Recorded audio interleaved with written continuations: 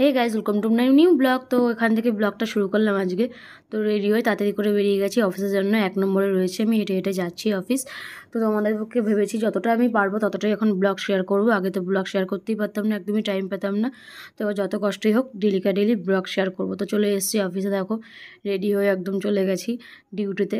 তো ডিউটির সাথে ডিউটি করতেই হবে। এখন তো 20 বলি কারণ 12 আওয়ার্স হচ্ছে এখন ডিউটি চলছে, কারণ পুজো, এখন পুজোর সিজন। তো বাইরেতে খুব সুন্দর গান বাজনা হচ্ছে আর আমাকে এখানে ডিউটি করতে হচ্ছে। তো এখন যদি আমি ডিউটি না করি 12 ঘন্টা করে, তো আমি 2 দিন ছুটি পাবো না। ঠিক আছে, তো সবাইকেই করতে হচ্ছে, এটা আমার একার নয়, সবার। তোমরা সবাই জানো সেফ লাইনে কতটা কষ্ট হয়, কতটা কী হয়, সবাই জানো। এটা বলার কিছু নেই, যারা সেফ তারা বোঝে। খাওয়ার টাইমটুকুও পায় না সেফ লাইনে, কীভাবে যে খায় সেটা সেফরাই মানে। যাই হোক, তো যে এখন বাড়ি যাচ্ছি আমি। তো বাড়ি যেতে যেতে একটুখানি ব্লগ করলাম। তো তোমাদের সাথে কথা ভালো লাগছে না, মনটা একটু খারাপ লাগছে। এয়ারপোর্টটা কত সুন্দর সাজিয়ে তোমাদেরকে আগের দিন লাইফে শেয়ার করলাম, তোমাদেরকে ভিডিওতেও শেয়ার করব, ভিডিও করবো যখন। তো যাই হোক, আমার 10টা বেজে গেছে বাড়িতে যেতে যেতে। তো পরের দিন আমার মর্নিং আছে, তার জন্য আমাকে তাড়াতাড়ি যেতে হবে। তো বাসে বসে বসে দেখো মুখটা পুরো কালি হয়ে গেছে, পুরো সবাই সেজেগুজে বাসে করে ঘুরতে গেছে আর আমি এইভাবে যাচ্ছি। আমার কীরকম লাগছে, একটা পুজোর সময় তো। তো যাই হোক, দেখি কবে নিয়ে যায় আমার হাজব্যান্ড আমাকে ঘুরতে, কবে নিয়ে যাবে আমি তো জানি না, এখনও পর্যন্ত বলতেও পারবো না।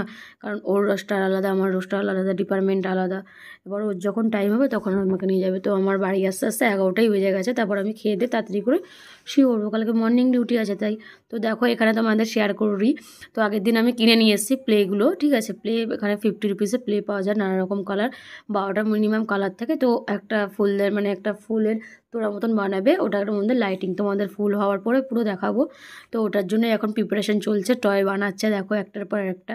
ওকে ভিডিওটা দেখিয়েছিলাম, আমার ভিডিওটা খুব ভালো লেগেছিলো, তো ভিডিওটা দেখে বলছে আমি এটা বানাবো। তো আমি এনে দিয়েছি ওকে, তো ওটাকে কমপ্লিট করছে। তো আমি বাড়ি আসলাম। তো দেখো ওদিনকে রাত্রেই ভিডিও এটা হাফ করেছে। তো এবারে এর মধ্যে আঠা দিয়ে জোড়াতে হবে, অনেক কিছু কাজ আছে, লাইটিং আছে, এখনও পুরোপুরি কমপ্লিট হয়নি। পুরোপুরি কমপ্লিট হলে তোমাদেরকে নিশ্চয়ই দেখাবো, শেয়ার করবো। তো কেমন হয়েছে, মাত্র 7 বছর বয়স, ও খুব এইসব করতে খুব ভালোবাসে। গ্রিন কার্ড বানাতে, কোনো কিছু বানাতে, ফ্রেম বানাতে, এইসব বানাতে ও খুব পছন্দ করে।